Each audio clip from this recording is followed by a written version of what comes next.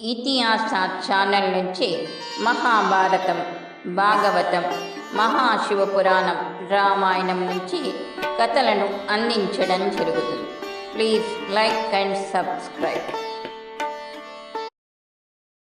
కర్మలు 3 రకాలు. ఆగామి కర్మలు, సంచిత కర్మలు, ప్రారబ్ధ కర్మలు. ఆగామి కర్మలు అనగా మనము చేసే పనుల వల్ల ప్రాప్తించే కర్మలు, కొన్ని వెంటనే ఫలితాలను ఇస్తాయి. సంచిత కర్మలు అనగా పితృదేవతల ద్వారా ప్రాప్తించిన కర్మలు. ఉదాహరణకు, తండ్రి చేసిన అప్పు కొడుకు తీర్చవలసిందే. ప్రారబ్ధ కర్మలు అనగా పూర్వజన్మలో మనము చేసుకున్న పాపపుణ్యాల వల్ల కలిగే కర్మలు. పూజలు, యజ్ఞయాగాదులు, దైవ దర్శనము, మహాత్ముల సందర్శనము ఇత్యాదులతో ఆగామి కర్మల నుండి విమోచనము పొందవచ్చు. పుష్కర స్నానాలు కూడా అందుకే. మనకు తెలియకుండా కొన్ని తప్పులు చేస్తాం. వెళ్ళే దారిలో చీమలు వంటి సూక్ష్మజీవులను చంపడం లాంటివి. ఇలా తెలియకుండా చేసిన పాపాల నుండి విమోచన కోసమే ఈ పూజలు, వ్రతాలు, పుష్కర స్నానాలు వగేరా. పితృదేవతలకు తర్పణం, ఆరాధన, యజ్ఞము, హోమం వాటితో కొంతవరకు సంచిత కర్మల నుండి విమోచనము పొందవచ్చు. ప్రారబ్ధ కర్మలను మాత్రం అనుభవించవలసిందే. మానవుని సుఖ దుఃఖాలకు తన మనోవాక్యాయ కర్మలే కారణం. ఎవరు చేసిన కర్మ తాలూకు ఫలాన్ని వారు అనుభవించే తీరాలి. సృష్టి క్రమంలో భగవంతుడు సంకల్పించిన మన వేద విజ్ఞానము ప్రవచించిన అందరికీ వర్తించే, ఎవరూ తప్పించుకోజాలరని భగవంతుణ్ణి కఠినమైన చట్టం కర్మఫలం. ఎట్టి విత్తనము అట్టి మొక్క, ఎట్టి తిండో అట్టి తేనుప్పు.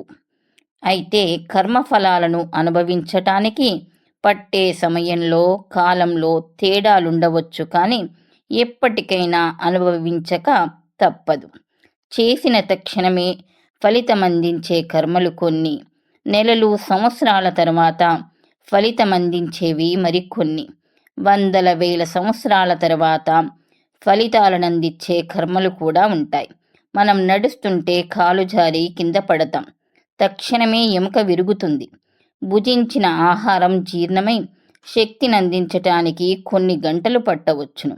భూమిలో నాటిన విత్తనం మొలకెత్తడానికి కొన్ని రోజులు, వృక్షమై ఫలాలను అందించటానికి సంవత్సరాలు పడుతుంది. కర్మఫలం కూడా అంతే.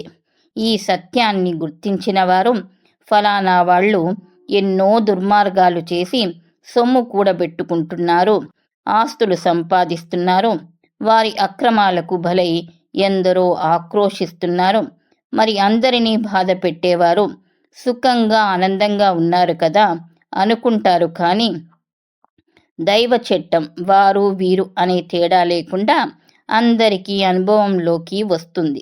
అయితే ఎంతకాలంలోపు అనే ప్రశ్నకు సమాధానం చెప్పలేం.